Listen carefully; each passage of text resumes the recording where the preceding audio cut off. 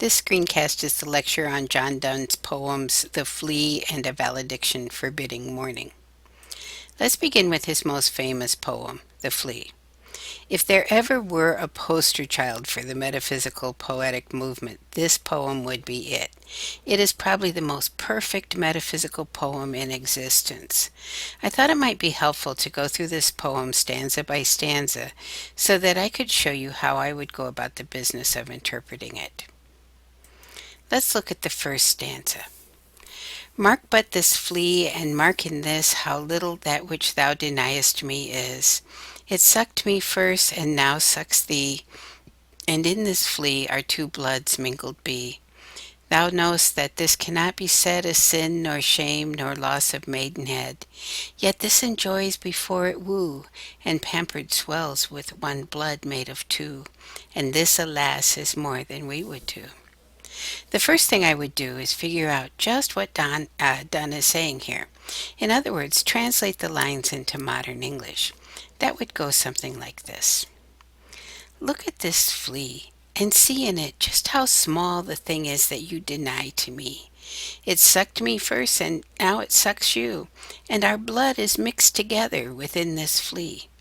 You know that no one would call this mixture of blood a sin, a shame, or a loss of your virginity. Even so, this flea enjoys the mingling of our blood without even courting you. And because it lives, it is made greater because our two bloods have become one. And even this, I'm sorry to say, is more than what we get to do. One thing that will help here is to know that in Donne's day, the thought was that sexual intercourse caused an exchange of blood. So Donne is looking at the flea and realizing that their blood is mingling in it, just as it would mingle if they had sex. From the first two lines, we learn that she must be resisting his advances. But he's telling her that having sex with him is nothing to get worked up about, that it is no more important than this little flea. So he's saying that this mixture of their blood and the flea is innocent, that no one would call it such a big deal as if the two of them had actually had sex. But we learn in line 6 that the woman he is trying to seduce is a virgin.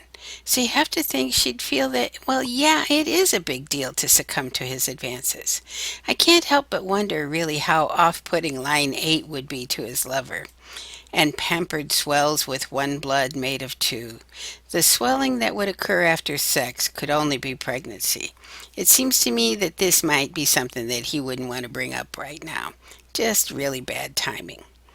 Which brings us to the second stanza of the poem. Once again, I'd translate it into more modern English. Oh, stop, spare the 3 lives that this flea represents.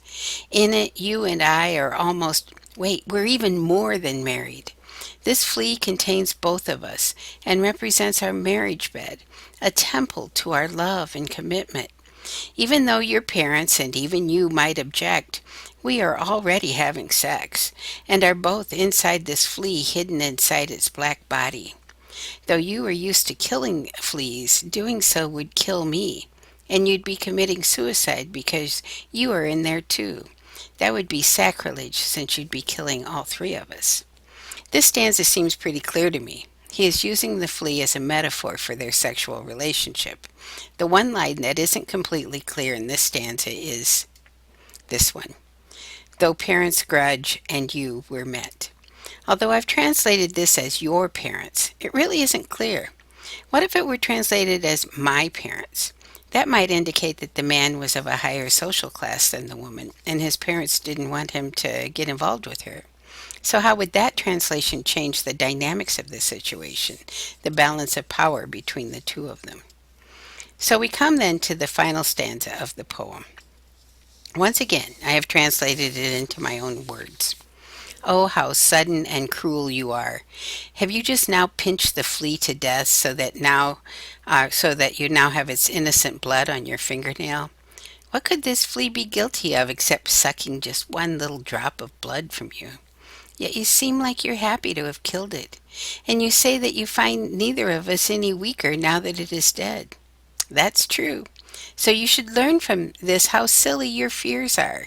Just this much of your reputation should you lose to my advance or should you yield to my advances, will you lose about the same as the life you lost by killing this flea. In other words, nothing.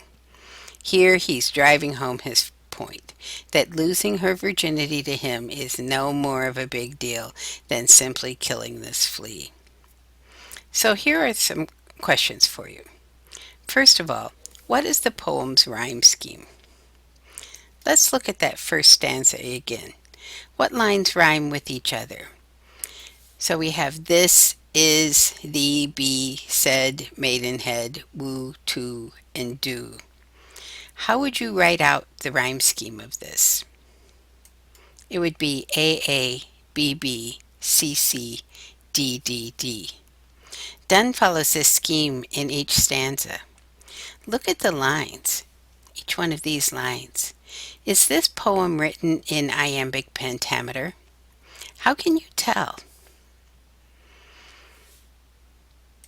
What is the conceit in this poem? Remember that a conceit is an extended metaphor that runs throughout the poem. What represents something else in this poem? You should be able to come up with this answer very easily. What is the paradox in this poem? What seems like it should be a big deal, but maybe isn't a big deal, but then again, how can it not be a big deal?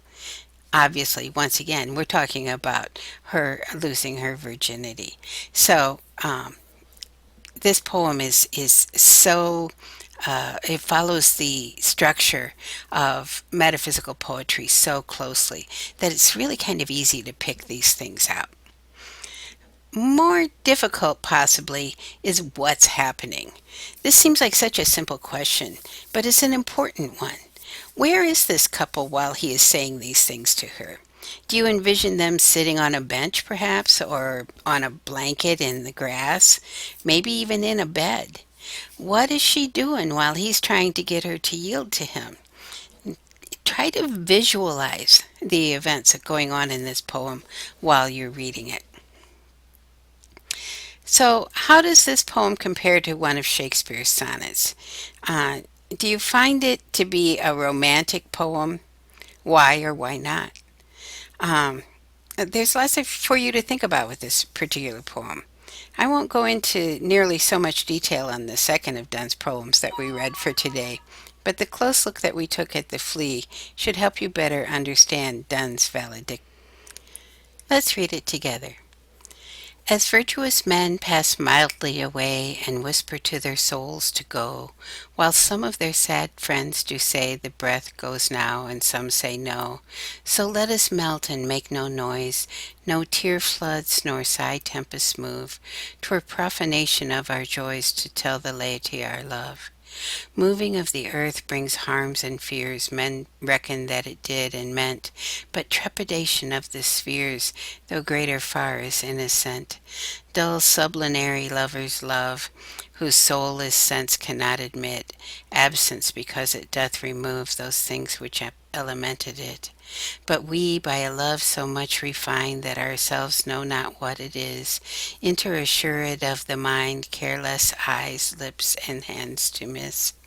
Our two souls, therefore, which are one, though I must go, endure not yet a breach, but an expansion, like gold to airy thinness beat. If they be two, they are two so as stiff twin compasses are two. Thy soul, the fixed foot, makes no show to move, but doth if the other do. And though it in the centre sit, yet when the other far doth roam, it leans and hearkens after it, and grows erect as it comes home. Such wilt thou be to me, who must like the other foot obliquely run. Thy firmness makes my circle just, and makes me end where I begun. Before we discuss the meaning of this poem, let's look at the form. Is Donne using the same rhyme scheme here that he did in The Flea? What is the rhyme scheme in this poem? Is it written in iambic pentameter? You should be able to tell the answers to these things now. The title of the poem is A Valediction Forbidding Mourning. What is a valediction? In a note at the bottom of page 610, we learn that a valediction is a farewell poem. This particular valediction forbids mourning, so we could translate it into something like, "Goodbye for now, please don't feel sad that I'm leaving."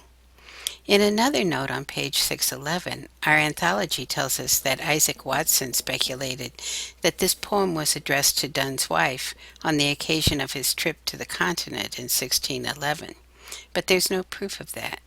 It would make sense, though, that this poem was written in response to some parting from a very beloved person.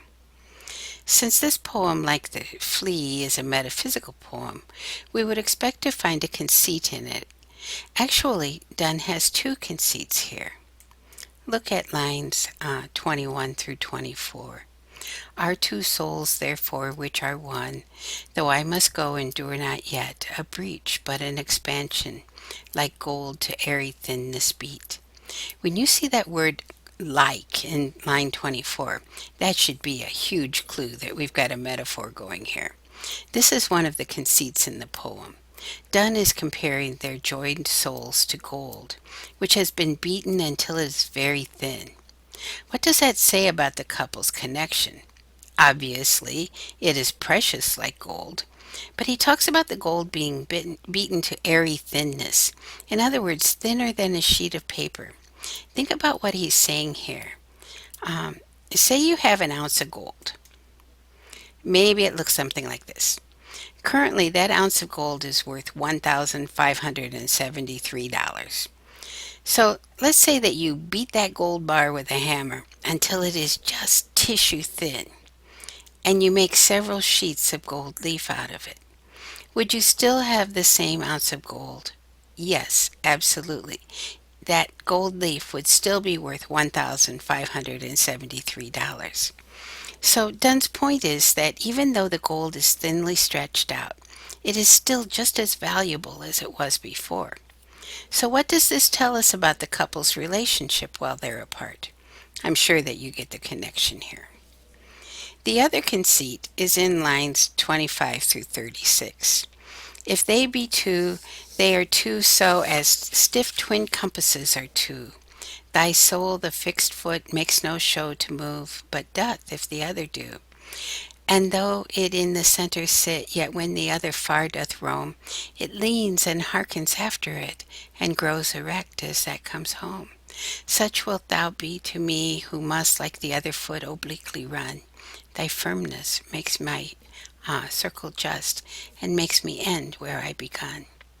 The compass that he's talking about here is not like the one in your car that shows you what direction you're heading, but more of a drafting type of compass. In this metaphor, Donne uses the compass to help his wife better understand their connection. She is the point at the center of the compass, and he is the like the pencil line that moves in the circle around it. Um, the nearer that he is to her, the taller they both are. So think about these two legs getting closer together. The top point of this compass would be taller. And when they're farther apart, they hearken after each other. In other words, they lean more toward each other. So she also keeps him grounded, always helping him to find his way back home. He always knows that he will end up where he began. These conceits then lead us to the paradox of the poem. Let me back up here. There. Um, Even though the two people are apart, they will always be together. So I think this is just really quite a beautiful poem, and I hope you enjoyed it. So that's it for now. Thanks a lot.